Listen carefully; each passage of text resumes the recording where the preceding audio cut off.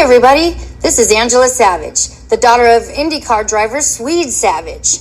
It's time to watch stories from motorsports. My buddy, Doug Kenny, loves to share the journey of people in racing, and he is an amazing dude. Drivers, owners, fans, and team members, watch the SFM podcast. Hey everybody, this is Doug Kenny from Stories from Motorsports. I'd like to thank my buddy Josh Mabe for the YouTube work he did years ago that inspired me to create this platform.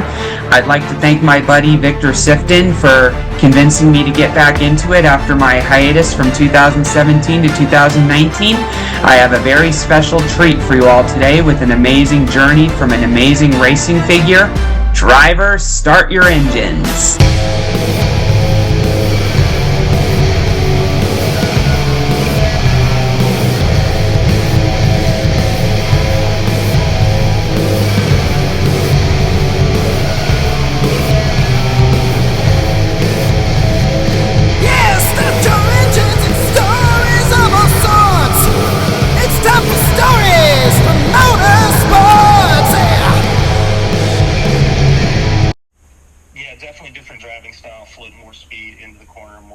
Speed versus, getting it rotated on the dirt.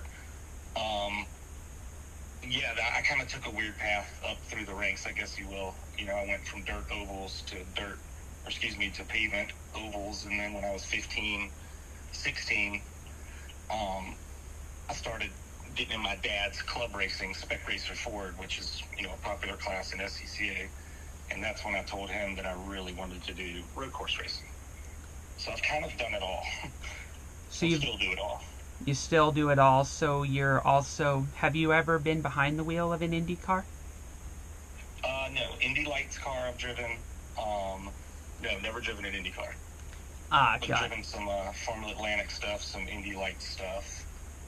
So those are like prototypes. So those are like the more minor levels to IndyCar, right? Yeah, exactly. Yeah. Kind of like F1 has F4, F3, F2 leading up through the ranks to get to Formula One in America. It's a little more discombobulated, but yeah, there's, F2000, Indy Lights, Toyota Atlantic, and, IndyCar, kind of how it used to be. Yeah, for sure.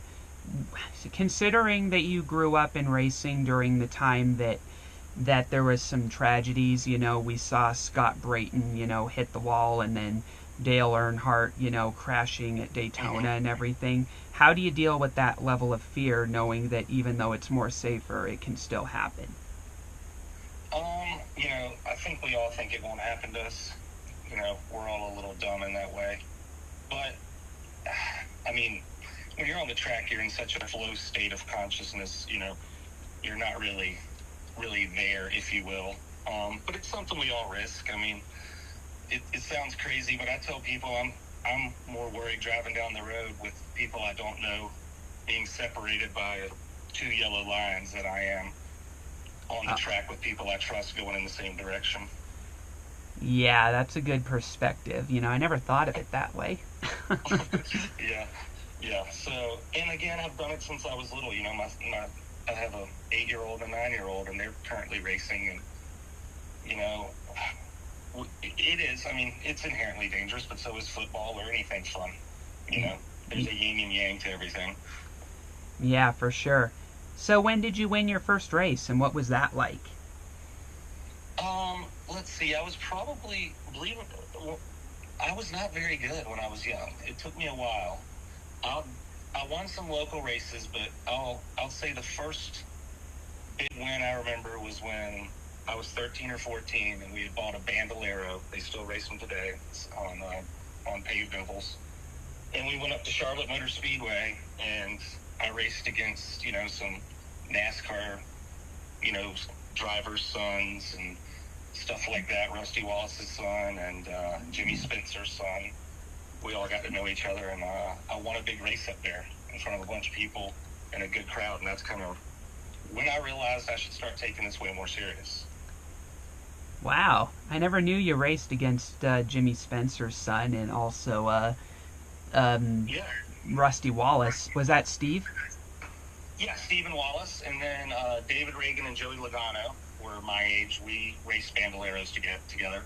Joey Logano beat me pretty much every time. But we did race each other. Yeah. Yeah, it sounds like you had a pretty interesting upbringing for, getting into the sport, although you went a different direction as them. Yeah, exactly. Hey everybody, I hope you enjoyed today's video. Please hit like and subscribe if you did so, and please continue supporting our amazing guest. And everybody, we'll see you next time on SFM. Hi, this is Ted Warner speaking. While the checkered flag is waved for this program, stay tuned for next week for the next episode of SFM. Thanks to Doug Kenny for what he does for motorsports.